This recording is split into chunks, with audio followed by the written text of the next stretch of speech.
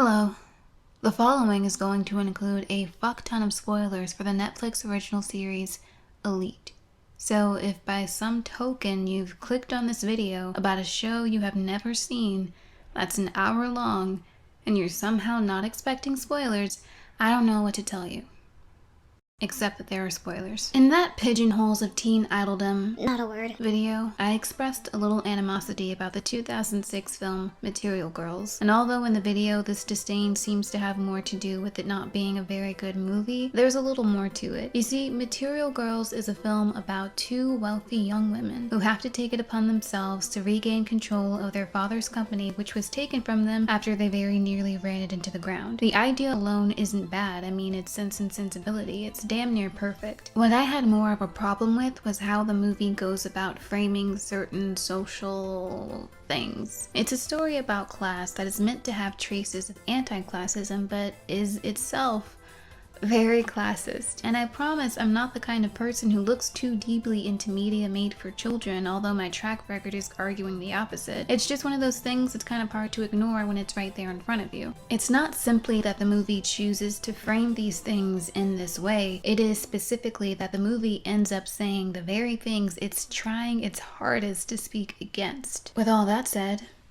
cue the intro.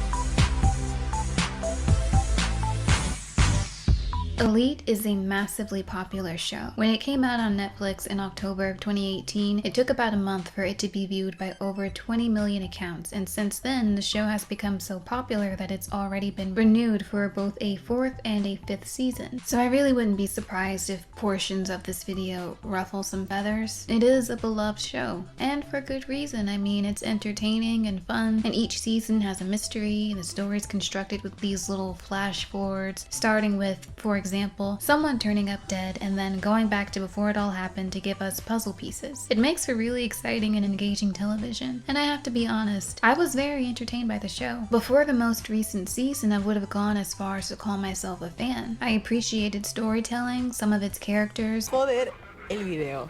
Mira esto. No me toques. And the bomb-ass soundtrack, and all the promo videos are amazing. In fact, I liked it so much that when someone suggested I make a video about it, I told them I didn't think I ever would, because I wouldn't have a lot to talk about. Joke's on me, I guess. Hell, if you look up the trailer for the 2nd season, you're probably gonna come across a comment I left back when the only thing I saw was season 1. See, back then I thought Andrew was a person. So what changed? Why make a video about it now? What happened? It's pretty simple, actually.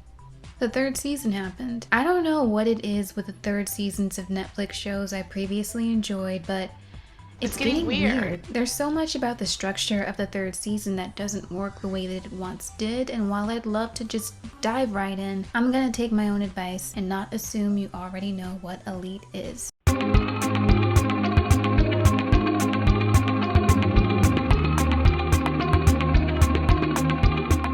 Elite is a teen thriller / weekend drama / murder mystery about rich people getting away with crimes. Is that basically it? That's basically it. In season 1, we are primarily focused on 3 students from the lower class community: Christian, Nadia, and Samuel, who is the closest thing we have to a main character, which is unfortunate because bless his heart, he is so boring. These 3 students get the opportunity of a lifetime to attend the most elite private school in all of Spain. This is the school that all the children of the sickeningly wealthy attend. Their experiences are, of course, entirely based on their interactions with the wealthier students, and each of them splinter off, creating different storylines. Nadia, for instance, is probably the only person who wants to attend the school and sees it as an opportunity to better her life. She's really studious and aims to be the top student at the end of the year, because the top student gets an ugly trophy, but more importantly, they get the chance to study at this incredible school in Florida? So Nadia is really smart and has no problem getting close to the top spot, which gets the attention of another straight A student, Lou, who is quite easily the character with the most character. Wanting to keep the top spot to herself, Lou bribes their teacher to keep Nadia's marks lower, all the while Guzman, Lou's on and off boyfriend, has a real hard-on for disrespecting poor people. Gracias, los he visto más rápidos. Lo siento, es que tenemos gente nueva en la cocina. Ojalá fuese tan bueno trabajando como poniendo excusas. And at first, he's cool to Nadia too, but after Nadia spots them having sex in the showers at school, he starts acting really nice, mainly with the intent to take her virginity and then humiliate her. I don't know, that's their plan, that's their plan. But then he starts to actually fall for her because of course he does. Christian attends the school without a care about academics. He kind of just wants to have a good time and make connections. Nadia and Christian are very different. For instance, Nadia is Muslim and Christian is like a bigoted Islamophobe. Hola, guapa. Hostia, perdona, no te vas a inmolar, ¿no? De llamarte guapa.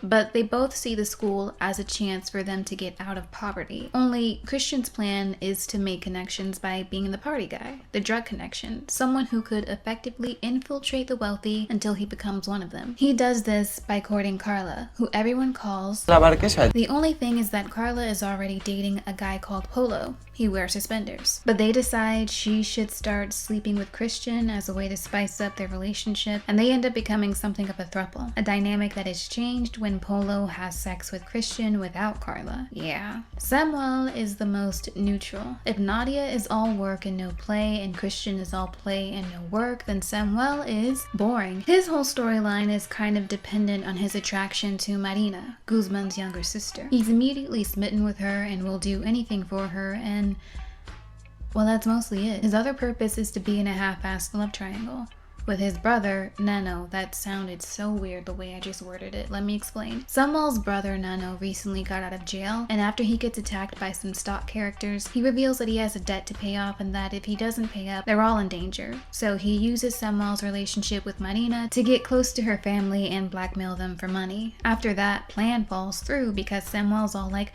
oh my god, I don't want to hurt the rich people. Oh no, I can't do it. Nano sleeps with Marina to get into her house, but they end up falling in love, I guess, and Marina helps Nano get the money he needs to pay off the debt. There's also Ander and Omar. Omar doesn't attend the fancy school, at least not in season 1 or 2. Actually, barely even 3. He starts attending it at the end of 3, so whatever. But anyway, since he doesn't attend that school, their connection happens through Christian. All the rich kids are needlessly cruel to the scholarship kids after their arrival. But Ander here, he just wants to smoke some weed. Can somebody please give him some weed? Christian introduces Ander to Omar, Nadia's brother. Omar sells drugs so he too can save up to leave his home and be free. And the two of them have a fling that turns into love, I guess. Each storyline here serves as a clue to solving the mystery. What is the mystery, you ask? Well, I'm glad you brung it up because I've been dying to talk about it for a hot fucking minute. The show begins with Samuel covered in blood watching as the police remove a body from the campus. Someone has been killed and we don't know who it is until the end of that first episode. It was Marina. And so we spend much of the first season in these storylines trying to understand how things went from fairly innocent to ending in murder, and how these storylines could trace back to her. So all of these plots are a timeline of events, a collection of clues, and part of the fun in watching is trying to theorize who could have killed Marina. It works especially well because in these earlier episodes, every plot line could be a motive. For example, Ander and Omar. Their story is a romance drama. Their relationship is forbidden. For a while, no one knows that either of them are gay, and while it would be more detrimental for Omar than it is for Ander, they don't tell anyone. The most important secret, though, is that no one knows Omar sells drugs. And toward the end of the season, Marina starts spiraling, and she gets drugs from Omar, but she's caught with them at school, and then she's forced to tell the principal who gave them to her. And so Omar gets found out, his parents ground him for life, he can't see Ander, Ander can't see him, Nadia feels like Marina has ruined her brother's life, and so you could see how any one of them in this storyline would have a motive for killing Marina, and that's why it works. The storylines are deceptively simple, but they all culminate in a dire element in any murder mystery. Building up these storylines is really the highlight of the show, and it's an admirable piece of storytelling, and it's something that the show does exceptionally well in season 1. By season 2, it's a little clumsy, okay? And it's not as if a second season wasn't needed. It's not like, for example, Stranger Things, where the first season ended in a way that doesn't leave you asking a whole lot of questions, where a second season isn't really needed, but it'd be nice to have. The second season of Elite makes sense because after we find out who the killer was, it's fucking Polo, by the way, which I love, but I'll get to that later. We also find out that he gets away with it and the wrong person is sent to jail. The season ends with Christian, Nano's friend, hiding the murder weapon, looking all brooding and conflicted, but ultimately being too afraid to tell anyone that he knows who the real killer is. And with Samuel getting all stoic and saying he knows his brother didn't do it, even though he's the one who snitched on him. This is literally set up to have a sequel, one that can tie up those loose strings. And if you or me or any Elite fan eagerly anticipating that second season, you came up with a lot of scenarios in your head. Maybe Christian will have a more serious arc this season. Oh, this might even be his season 4 Jesse Pinkman season, where he's really struggling with the role he's played in covering up an innocent person's death, where we start to feel for him. We see just how easily he can be manipulated and how manipulative Carla and Polo are. So much can happen with his character. I can't wait to see how it pans out.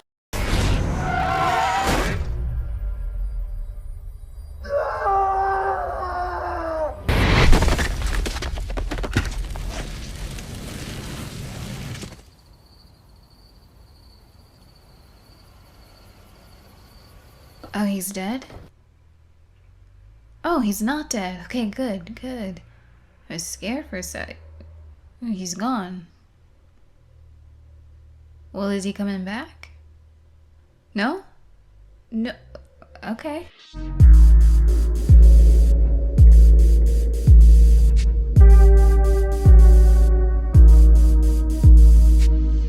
Where the first season centered around Marina's murder, this season centers around Samuel's disappearance. We don't know if he's dead or alive, or why we're supposed to care. Can anyone really say Samuel is a driving force to watch this show? That he stirs up feelings like Lou, Guzman, Nadia, or Omar? Him being missing, even dead, seems more like the show pruning than missing an essential piece. There aren't many interrogations this time around. Instead, we get a lot of this detective looking around. Is the useless detective who put the wrong person in jail in season 1. I don't know if you remember that. The season also introduces 3 new characters, Rebecca, Cayetana, and Valerio, Lou's brother. No, I don't care if it's her half-brother. They're related, and it's disgusting. In season 1, you have these deceptively simple, even pulpy plot points that seem like something to fill the void with. At first glance, Christian's throuple situation comes off as an excuse to show threesome sex scenes set to glass animals, but it's this plotline that ends up being the most important. It's in this plotline that the motivation for the murderer is being carefully built up. And again, each character in season 1 could have a motive. That's how the story is set up. The best scene in the first season is toward the very end. Right before Marina is killed, she walks into class, unsuspecting and unaware, and she looks up to see so much disdain. She realizes that she has no one left on her side, that people she once considered friends have turned against her. She's surrounded by a threat that she doesn't fully understand. Who even cares about Samuel enough to want him gone? His mom doesn't even remember he exists. Fortunately or unfortunately, the whole thing turns out to be a ploy. After Christian was sent away, Samuel starts to suspect that Carla was involved in Marina's death. Then, because it seems like he's getting close to the truth, Carla seduces him and I guess they fall in love, and then Samuel's like, I'm gonna use the way she feels about me now to get her to confess, so I'm gonna disappear myself. So yeah, kind of like Yura in the American version of Skins, he kidnaps himself, and that's the plot. The problem is that this overall plot is very simplistic. A little too simplistic. Like so simplistic that half the time the show itself can't find any reason to linger on it for too long. Almost as if it's afraid you're gonna get bored. For that reason, majority of the season is dedicated to actual void-filling plot lines. Not deceptively unimportant, but like actually unimportant. A little bit into season 2, Omar starts living with Ander and his family. His newfound freedom allows him to do things he's always wanted to do, like for instance, dressing as Dr. Frankenfurter at a Halloween party. Ander doesn't like this at all. In fact, he explicitly says that the guy Omar really is, the person he felt he had to pretend he wasn't, is not the guy he wants. Fucking Ander with his fucking... You know what? Fuck it. Here's a video on why Ander does not deserve Omar. 1. Ander... No, actually, I realized this video is an hour long and I kinda don't have time for a small joke that isn't even that funny to begin with. Yeah, I just don't think Ander really deserves Omar. moving on. The Omander plot point this time around does very little to service the event this season revolves around. Once again, all the students are interrogated when someone goes missing, but there's no reasonable suspicion. And I know you could argue that since in the end it turns out that Samuel isn't missing at all, there's no need for any of the actions the characters take to be seen as a motive. But no, the show is told in the same format. Someone's dead, or in this case, missing. We go back and forth from present to the past to see who knows what and try to figure out what happened to him. Even the framing of the interrogation scenes are set up to evoke suspicion in the audience. Even if the twist is that Samuel isn't missing, if you're going to construct the story as a mystery, it helps to construct it as a mystery. Samuel is missing and the show wants you to think that anyone could be responsible, but it doesn't bother to lay the groundwork. If it wasn't a mystery, this would be absolutely fine. If this season just wanted to deal with the aftermath of everything that happened without having any interrogations or flash forwards, there would be nothing wrong with this season. It's beautifully shot, and the success of the first season has clearly increased the budget. The wardrobe is great, it feels bigger and more in step with its vision. The acting, as usual, ranges from pretty good to great. I would never argue that the actors in this show are miscast or untalented. Elite struggles sometimes with its character writing, but it's easy to look past that because most of the time the performances are just that good. But the fact is, this season does have a mystery, and it does want to evoke suspicion, but none of the extra plot points do anything for that. I singled out Ander and Omar initially because in season 1, as I've said, I feel like I've said this a million times, their subplot relates to Marina's death in that one could look at Ander's anger directed towards Marina and think, yeah, maybe he could do something like that.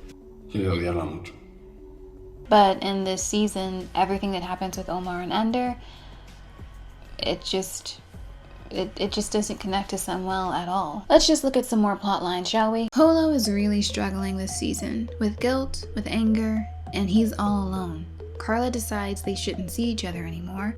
Christian's been sent to La Casa de Papel, he's been sent to a hospital in Switzerland, and he's never coming back. I'm sorry, but he's not. These would be the only two people who he would be able to talk to about it, but they leave him. So the whole season he's just simmering with anger and guilt.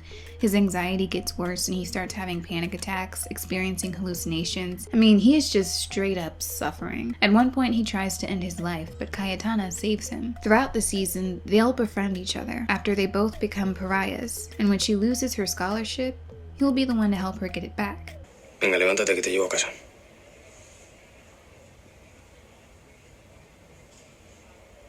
¿Sabes que llevo aquí más de una hora? Nadie se ha dado cuenta. For a second you feel bad for him. You almost forget he murdered someone. Guzman this season, quite understandably, is just trying to get by. He's grieving deeply, going as far as to turn to drugs to help him numb the pain of losing his sister. This is pretty big considering in season 1 it's established that he takes drug use very seriously because his birth parents were addicts. He's afraid of getting addicted, afraid of overdosing, and so when Ander starts smoking weed, Guzman basically has a meltdown. Mira, como te vuelvas a acercar aunque sea para dar una pastilla para la tos, te juro que tu hermana, tu madre, tu padre y toda tu puta familia va a saber lo que haces. ¡Estamos! His relationship with Nadia blossoms, they have sex, it almost ruins Nadia's life, more on that later, and Samuel tells Guzman that Polo killed Marina, and he's like, you're a liar. And an hour later he texts him and he's like, I believe you. That's really all for Guzman. So let's look at Lou. Lou's half-brother Valerio returns from being cast off at boarding school. Why was he cast off? Because he likes to party and break rules and he's reckless. And he keeps trying to fuck his sister. I don't know why they did this to Lou. I don't know why they did this to Lou. When Valerio returns, he's like, so you want to pick up where we left off? And Lou's like, no, I'm with Guzman now. But Guzman finally does it with Nadia. And when he tells Lou that he cheated, she goes to Valerio for comfort. And then Samuel finds them in a compromising position. And Lou threatens him and wait. I think this is the first storyline I've mentioned that actually contributes to the whole Samuel is missing thing.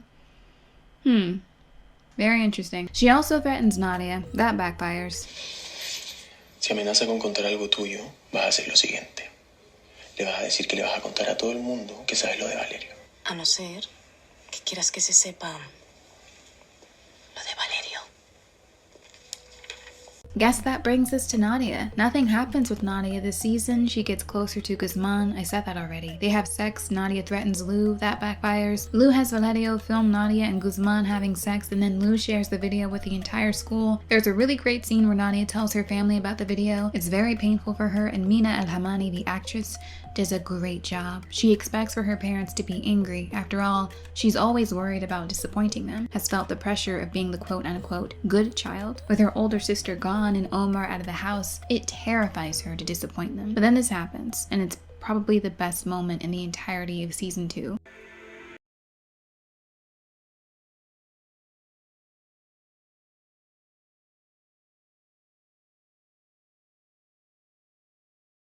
But I don't have to get into all the subplots. The gist is this.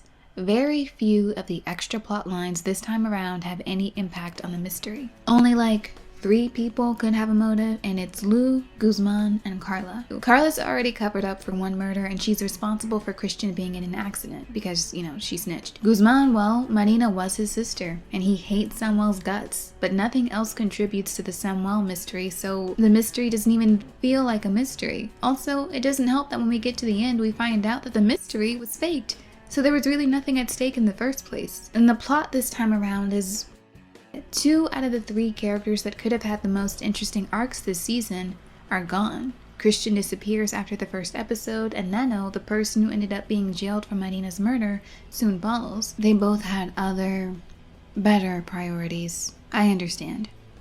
I would have done the same thing. The only one left is Polo, and his follow-up isn't half bad. It details his depression after the fact. He regrets killing Marina, and he wishes he could take it back, and he also wishes he could simply be rid of the guilt. His struggle throughout this season is the most interesting thing the show has to offer. And in a series that comprises over 10 other characters, I gotta say, that's not very impressive, honey. This season is also set up in a way that makes a 3rd season a possibility. Carla, worried about Samuel's disappearance, eventually does confess that Polo killed Marina, even telling the cops where the murder weapon is. It ends with Samuel and Guzman being buddies, Nano is free, and it seems like things are good.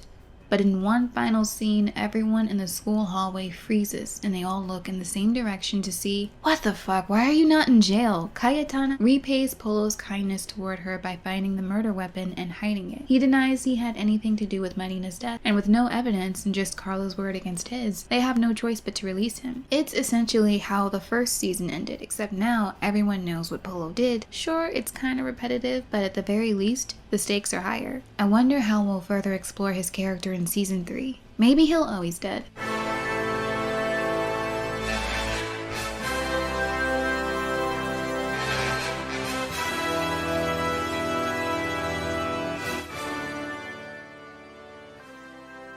I'm not saying that the Samuel is missing plot was so boring that they went back to murder for the 3rd season.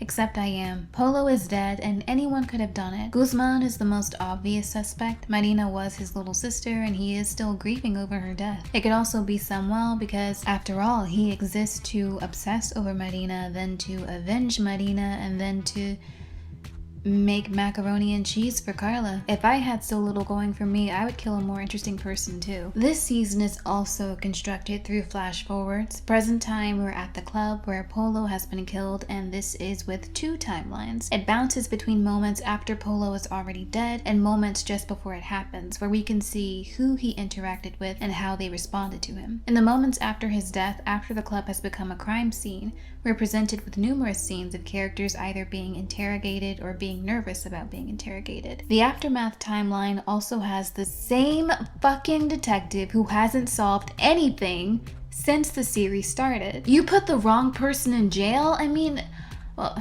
actually it makes sense that you still have a job, you're a cop. Despite me having made an entire video about this series just based on my over-the-top vitriolic reaction to its 3rd season, I have to give credit where credit's due. This season is almost a return to form. I appreciate the production value and some of the performances.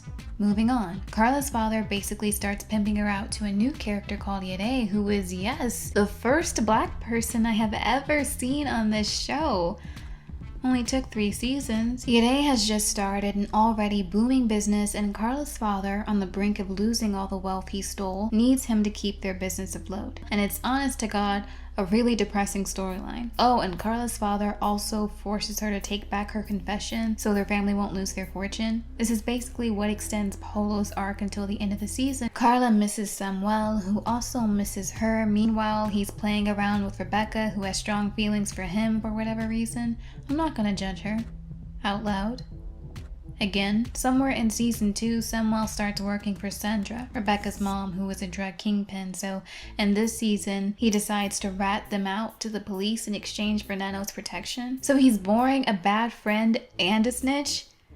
My god, baby, pick a struggle. He betrays Rebecca and ruins her life, and it's all very unnecessary because Nano doesn't even exist in this season. He's in hiding. Nadia stops seeing Guzman and starts dating this dude named Malik. Oh, look, another black person? I did not see this coming. But Malik's having sex with Omar because Ander has cancer. Yes, it is literally a weekend drama now. And this is Ander's entire subplot for the whole season. They just don't know how to make him more interesting as an individual. Everything likable about him has always been because of his relationship. So now they're like, give him leukemia. At one point, Guzman pretends he's friends with Polo just to drug him and beat him senseless.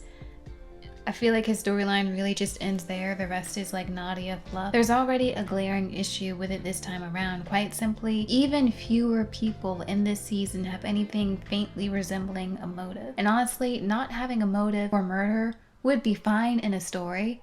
If it wasn't a murder mystery, if the purpose of the story is another murder mystery, if it's told in flash forward, shouldn't the flashback plots be leading somewhere that's irrelevant to the conclusion? Come on. Season 1 has an awful lot of fluff storylines, most notably Ander and Omar. But even with them, by the end, you can look at their relationship and see how it might have some relevance to Marina's death. You can see why a detective might look at what happened during this event and go, maybe there's something here, I don't know. Carla and Yere feel like a completely different story, and it doesn't help that at this point we know regardless of what Carla might do to Polo, she could never in a million years hurt him, because at one point she loved him more than anyone.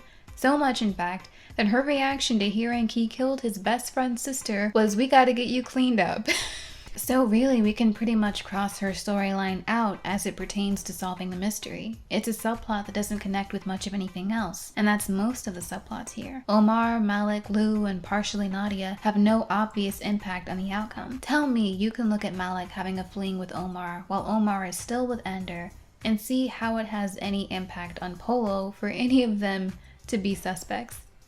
You can't, can you? The only people who possibly could, based solely on their arcs this season, are Valerio, Cayetana, Guzman, and maybe Samuel if he can be bothered to do more than brood for an hour. For a second, I forgot Rebecca. I'll admit, I just forgot she existed when I wrote that last part. Maybe I wouldn't have if her character had more to do. So this season is effectively filled with more arbitrary subplots than the series has ever had before. And although Elite has never, at any point, been a show with a great narrative structure, even season 1 has head-scratching moments. This season is just worse in every conceivable way, sorry.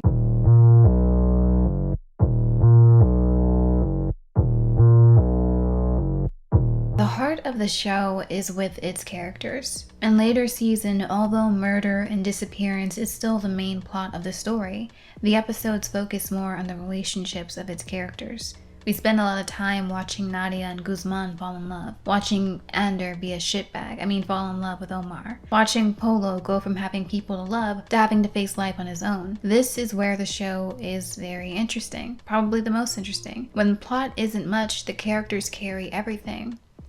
So why the fuck are some of them so weak? When Christian leaves for bigger and better things, Valerio and Cayetana and Rebecca basically become his replacements, filling the void he left. But they offer next to nothing and become little more than props for the other characters to react to. Valerio is placed in the story as Lou's brother, I don't care, who has serious issues that he masks under the veneer of eccentricity and lavishness. His plot mainly consists of this really gross will they or won't they again with his sister, and then later with Polo and Cayetana, which is much better. Yes, Polo ends up being in 2 threesome relationships because all bisexuals are polyamorous. Everybody knows that. Out of the new characters introduced in season 2, he probably has the most development, but that unfortunately is not saying much at all. Rebecca enrolls in Las Encinas with new money. She claims her family won the lottery, but later it's revealed that her mother has a drug empire. And that's about it. She mainly exists to help Samuel get Nano out of jail.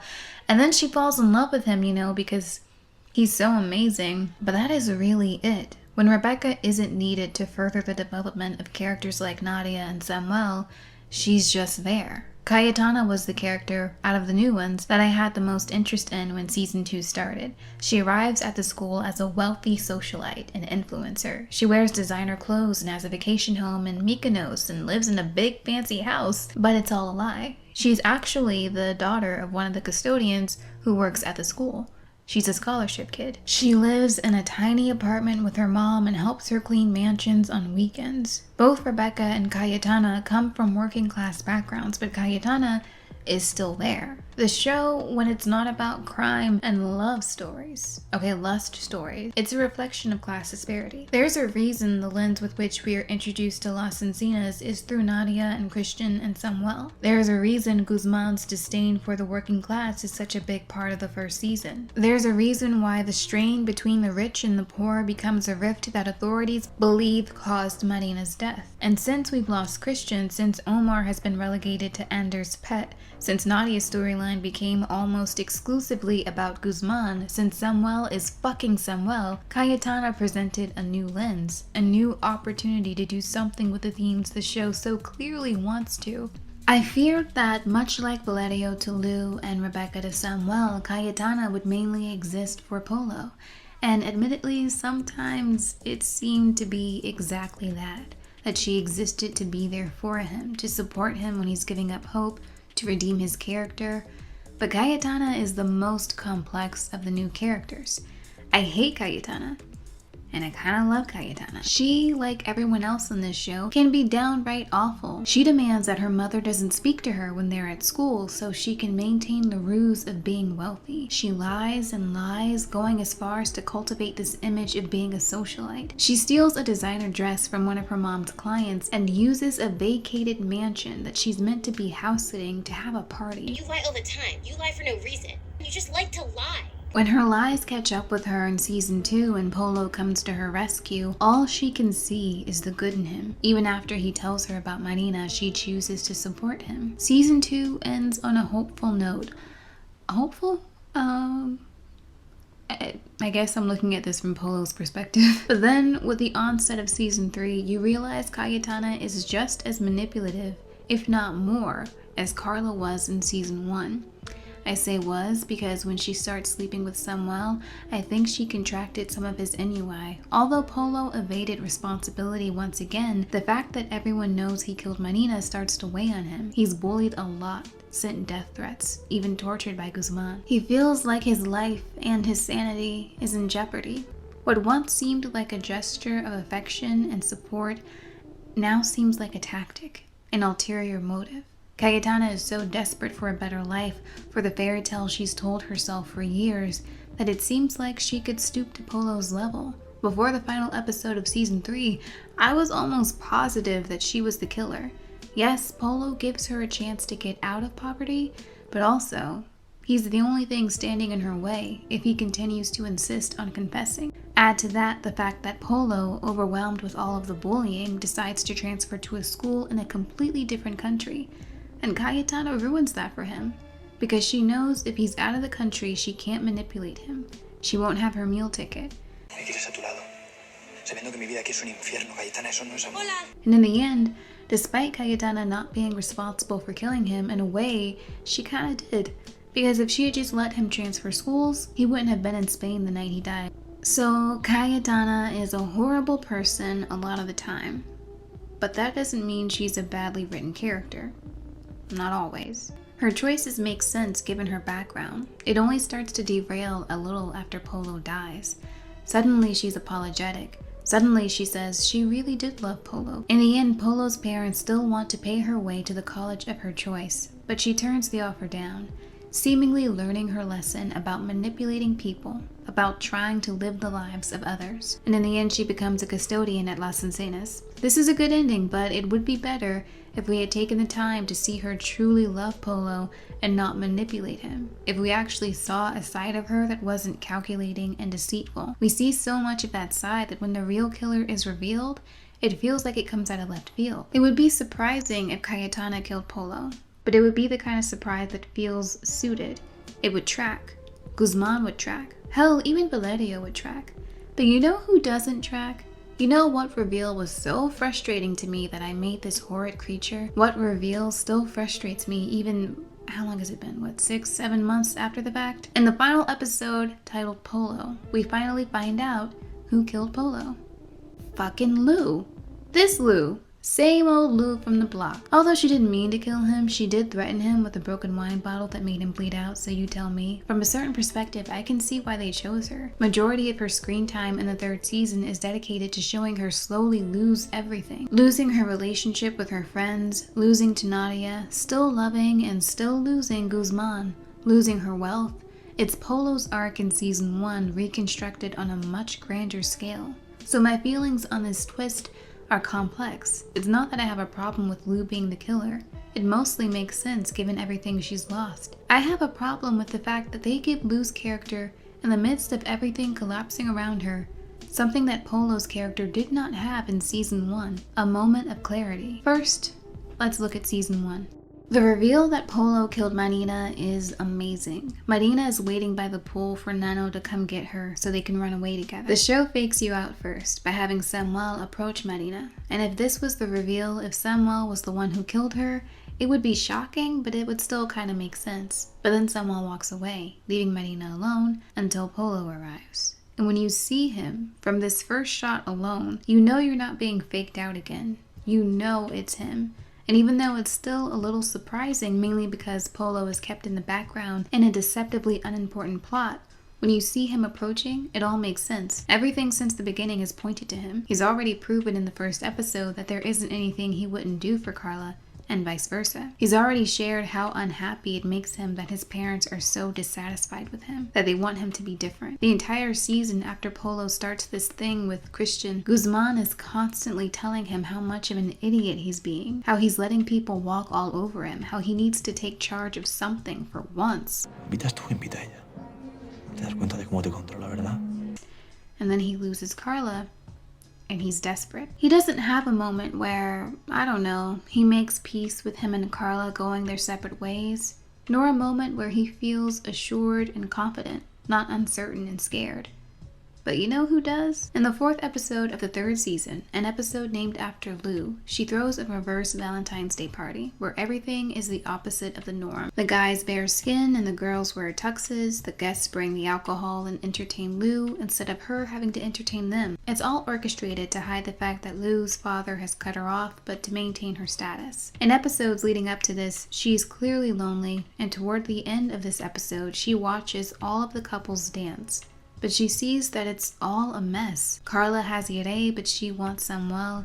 Samuel has Rebecca, but he wants Carla. Nadia has Malik, but Malik is fucking her brother. And Omar has Ender, although he's cheating on him with Malik. Lou looks at all the couples and seems to realize that this won't make her happy, that a relationship can't fix things, that maybe she's better off alone. Guzman is the only other person who's alone too, and this would be the perfect opportunity for her to be with him. After all, she has always loved him, and now she could have him back, even if only for a night. But she turns him down. ¿Bailamos?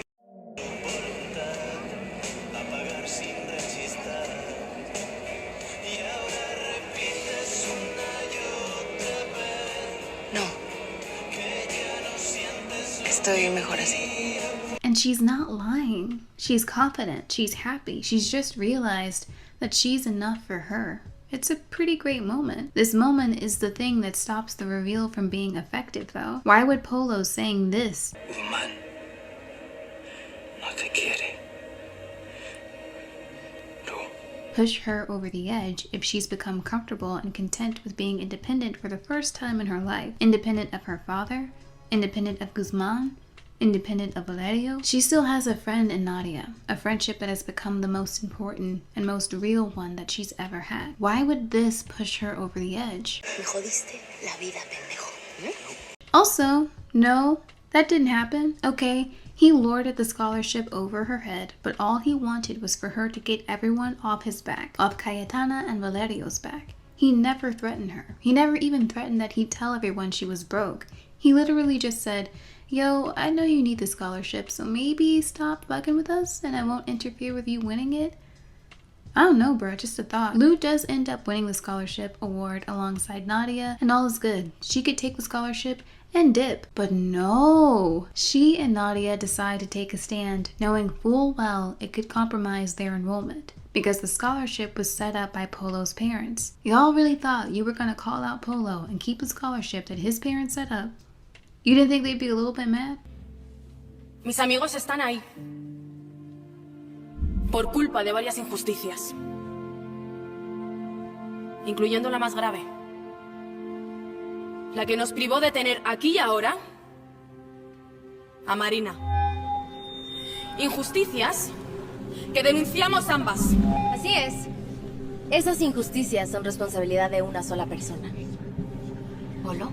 Surprise, surprise, the scholarship gets taken away. Second of all, Polo didn't do shit. I mean, okay, no, he murdered someone. That's not what I meant. You both brought this on yourselves. How are you so mad at him for something you did? It doesn't make sense. If you really wanted to take a stand, and keep in mind, this stand they take is framed in such a way that they seem to know speaking out against it could make them lose it all, then sure, say all that shit. Just don't delude yourself into thinking they'll let you keep the scholarship. It's contradicting is what it is. It's a twist for the sake of being a twist. And what's more frustrating is that it wouldn't have been without these two moments. What is the point of giving her these moments? You have Lou embrace being alone and then cause her to lose her shit because Polo said this?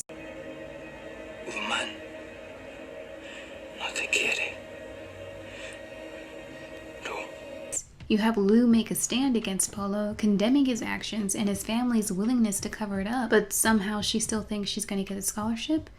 And then she blames him for losing it? Baby, what? The character writing is weaker in later seasons, but make no mistake, the weakness has always been there. Take, for instance, Marina. There's a moment where she and Samuel are working on an assignment together. The assignment requires them to look at photos of each other and get to know the other person well enough to make an Instagram profile for them. It's rich people school. While Samuel is looking at the pictures, he finds screenshots of articles Marina had saved on her computer. Articles about her father's construction company and the role he played in the collapse of Samuel's old school. She says she wants to do investigative journalism. Me llamo Marina y como bien sabes me gusta bailar y bueno, aunque lo que realmente me gustaría es ser documentalista. No sé, hacer reportajes de investigación. And it seems as if this is where she'll start. She has no respect for her father. Sí. Dile de mi parte a papá que se vaya a la mierda. Or his schemes to clean up his image by using the less fortunate. Nada, se quiere hacer una foto con los becados. ¿En serio? Sí. Por eso quería que se imitara. Por su mierda de lavado de imagen. It wouldn't be far-fetched to presume that she could be capable of exposing her own father. And in the beginning, I was sure that Marina's death had more to do with this than anything else. That she was going to make waves, be confronted with either destroying her family, losing her wealth, and doing what's right. The watch with all the information seems like it could play into this, but it doesn't. In fact, Marina's interest in her father's misdeeds ends right there as soon as it's introduced. If it's been suggested that she's looking into shady business deals, why does she want to give the watch back? Why doesn't she want to expose them?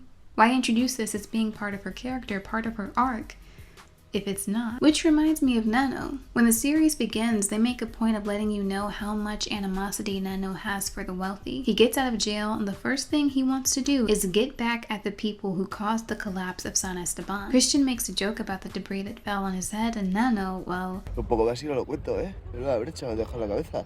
Eso sí, ¿eh? Pasaporte directo a Pijolandia. Ni puta gracia, Cristian. Si ya haber muertos, ¿qué pasa? Que no puede ser, tío, que no puede ser, que esto es un país de pandereta, cojones. Un poco monotemático el colega, ¿no? Why, yes, Christian, he is. Thank you for noticing, because I sure did. It isn't that nothing is done with this being part of Nano's characterization. It's only that the way it ends up being utilized is kind of half-assed, and frankly anticlimactic. You know who I think has the best arc in the entire series? Fucking Polo. The murderer. And I'm not just saying that because he's bisexual. Shut up. When you look at it differently, you could perceive Polo as being the real main character. I know he's not technically, because of this guy, but his arc is bigger than one season. It's over the course of 3, and when his arc ends, so do the stories of many other students. Even Esther Exposito, who plays Carla, said that it feels like a cycle is closed, and by the end of season 3, you will see why. And I really think the why is Polo. Love him or hate him, he held this show down. He had the most interesting storyline in season 2, and even without his death in season 3, his arc would still be satisfying. Before he died, he was trying to make things right with everyone and then turn himself in. He made sure his parents still gave the scholarship to Nadia and Lou. An apology won't do much when death is involved, but he does apologize to Guzman again. He knows he's going away for a long time, and he just wants to stop the cycle of pain and trauma that he started. If Polo didn't die, if he just ended up being in jail like he planned, I'd still be satisfied with his growth as a character. In the beginning, he's a fragile kid. He's soft-spoken and quiet and can sometimes be an absolute pushover, but it's also hard for him to take action and to take responsibility. His choices at the end of season 3, they're not choices he would have made in season 1, but it's not inconsistent. It's growth. He changes, and we get the chance to actually see him change. Unlike Cayetana, who goes from being absolutely manipulative to, no, I actually loved Polo a lot. Bitch, where? Despite being considered a secondary character most of the time, Polo became the pulse of Elite. And without him, I do wonder how the upcoming seasons will fare. Nadia and Lou get their scholarship after all. The two of them leave to study in Colombia, and Nadia and Guzman's love story ends. Polo's death also kind of forces Guzman to make peace with everything and forgive him. I'll admit, I'm still not 100% sure that Guzman would forgive him in this moment, but boy, that did not stop me from tearing the fuck up. Te perdono.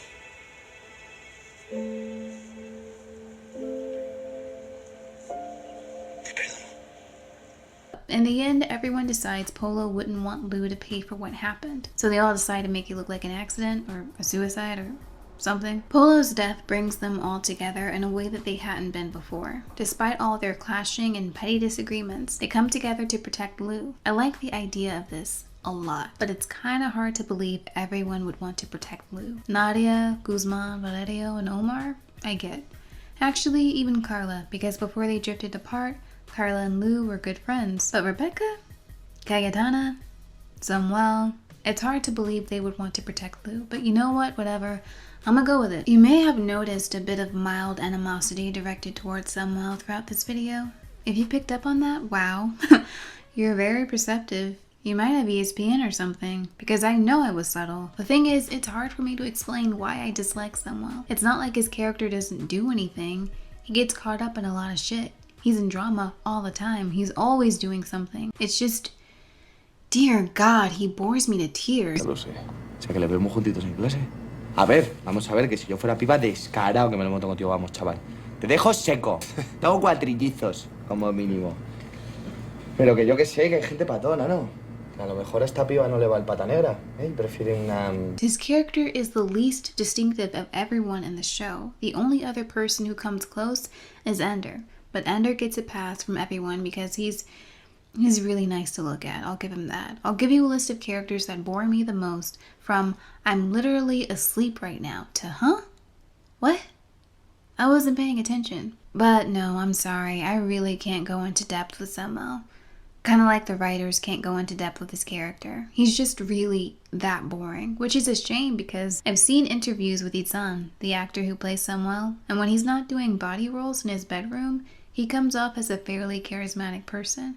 How shittily does your character have to be written for the actor who plays him to lose all of his charm once action is called? Also, Samuel is just so obsessed with Marina. In season 1, he loses any other quality he might have had. He and Nadia are supposed to be good friends, but he ditches her as soon as he meets Marina, although he knows Nadia is facing a fuck ton of discrimination. Like, everyone on this show is a shitty person, but at least they're not boring to Samuel. Also, while I'm on the topic of characters, I might as well say I don't really buy the whole throuple thing with Cayetana, Valerio, and Polo. It was so random. Let's do another threesome, guys. And they just threw 3 characters together.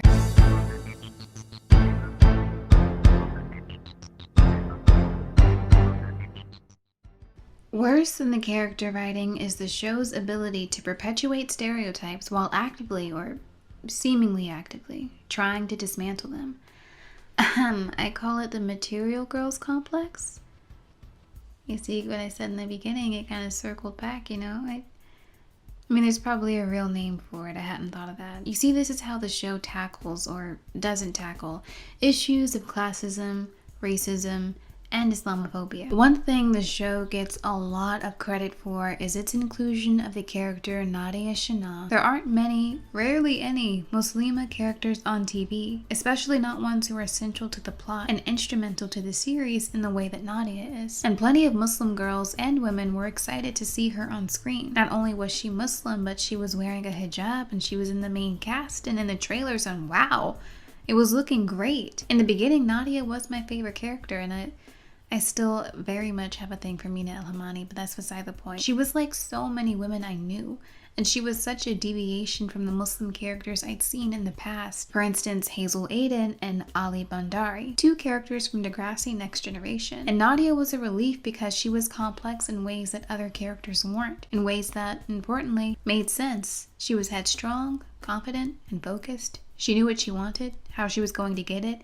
and no one was going to get in her way. She was, at times, extremely likable, and at others, a bit harsh and judgmental. She was flawed, and we all loved her for it. Nadia faces Islamophobia almost immediately when she starts attending the new school. From the rich kids, from Christian, from the administrators, which is fucked. The whole situation is fucked. The school threatens her with expulsion if she doesn't remove her hijab in school, and it's an awful, gut-wrenching scene. The show seems to want to speak against Islamophobia, maybe to even suggest that Nadia should be allowed to wear her scarf at school based on the tone of the scene. But there's also a scene with her brother, Omar, after Samuel finds out that he's dealing drugs.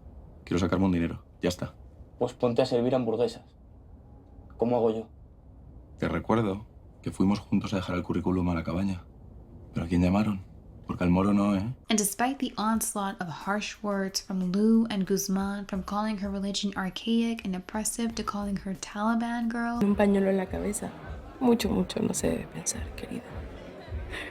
¿Todo esto es porque han aceptado la copa de champán o el tuyo es un racismo congénito? It seemed clear that the show is painting these antagonizers out as antagonists. They're in the wrong, and their words are not meant to be taken as truth, which is great. It's aware of the prejudices Muslim women face, and it seems to want to speak against it. But there's always a but.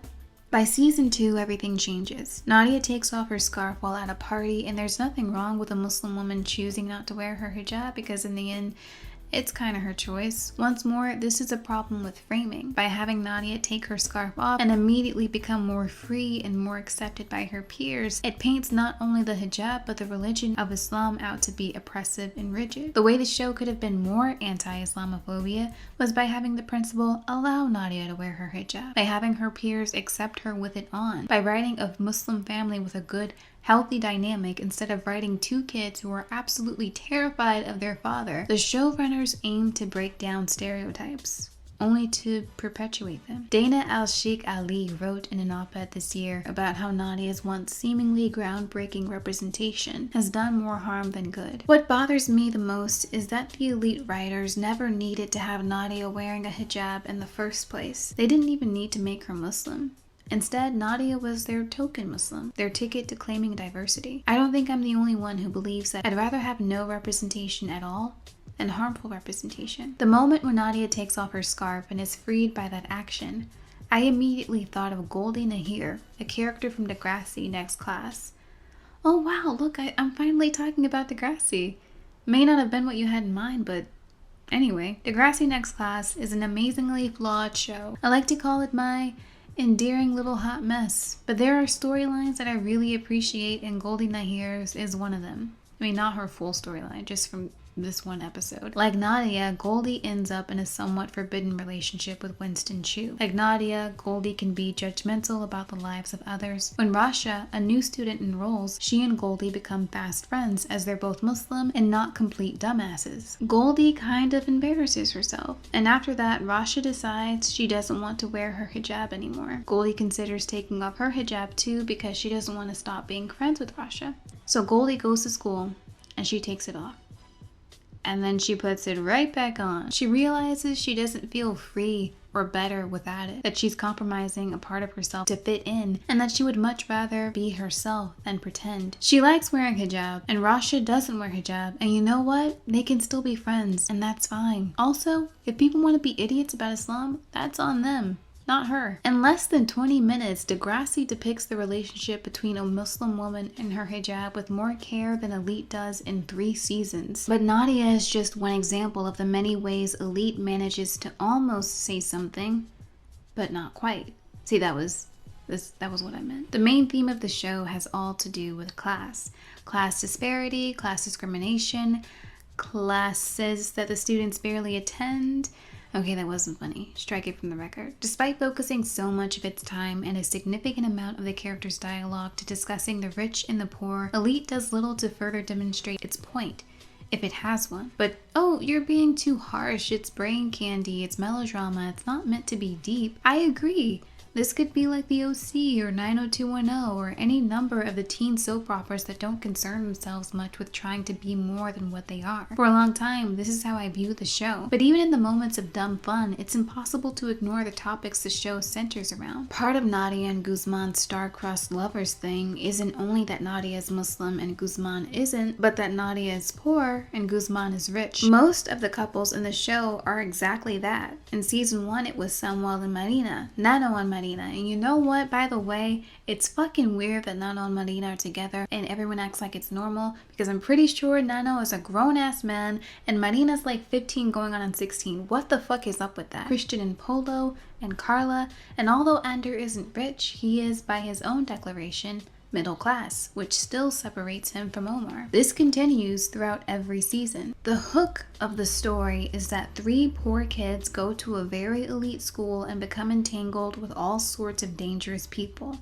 At the end of season 1, we know Polo killed Marina, but the person who pays for his crime and gets sent to jail is Nano. Season 1 is the only season that captures the theme of the show in a realized way. And if we just ended there, we'd wallow in the knowledge that the rich can get away with anything, even murder. I know I said I like that season 1 ends in a way that allows for a second season, but I think even if we just left it here as a mini-series, this ending is actually complete. It's brutal, it's sad, but the story could be over. They got away with it. The end. And what you take away from that is, well, eat the fucking rich. It starts to shift in season 2, and then it stagnates. The theme is still there, but there's not a lot being done with it. And by season 3, it's just unclear. Rich people get away with things sometimes, but that's okay, maybe. I promise I'm not looking too deeply into something that isn't supposed to be overanalyzed. I'm looking at a show that clearly wants to do more. A show that makes a point of including a quote from Pedro Albizu Campos. The quote being, "When tyranny is law, revolution is order," and does nothing with anything. My frustration with it isn't that it isn't deep, it's that it wants to be. And it's not. It's like how you can enjoy something that's self-aware and campy, but you can't enjoy something that thinks it's smarter than it is. You don't have to be deep. You can be a murder mystery with ruffles galore, I don't care.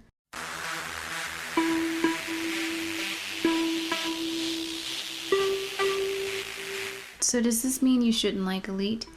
No, what the fuck? I don't care what you like. I'm a person posting a video on the internet. I'm not the Academy Awards, and even if I was the Academy Awards, my opinion should not mean much to you, given the fact that both Crash and Green Book have multiple Oscars. No, enjoy what you want to enjoy. Like what you like. I'm probably still gonna check the show out when the 4th season arrives just to see where it's at, even though many of the characters I like are gone. I didn't appreciate Polo while he was here, and now look at him. He's dead. Nadia was my favorite character and she's dipped out. Lou's gone, so that means one of these new characters is going to replace her whip smart insults and it'll just remind me of her and then I'll be sad. Valerio, I take back what I said about you not being interesting enough. Please do not leave me here with these people. And after seeing the new cast members, I can almost hear the showrunner saying, yeah, we tried the black thing for a season and no. But I suppose I should be thankful that some of these old characters are leaving and making it possible for other characters to, do things. Good on you. For me, the show isn't as good as it was when it first started.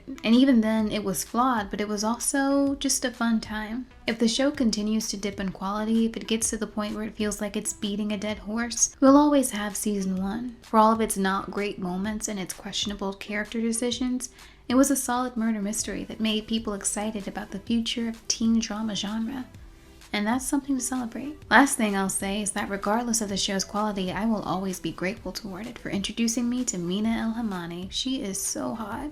She is so my type. I didn't even watch season 3 because I cared about the plot. I watched it because I wanted to look at her face. Look at her face!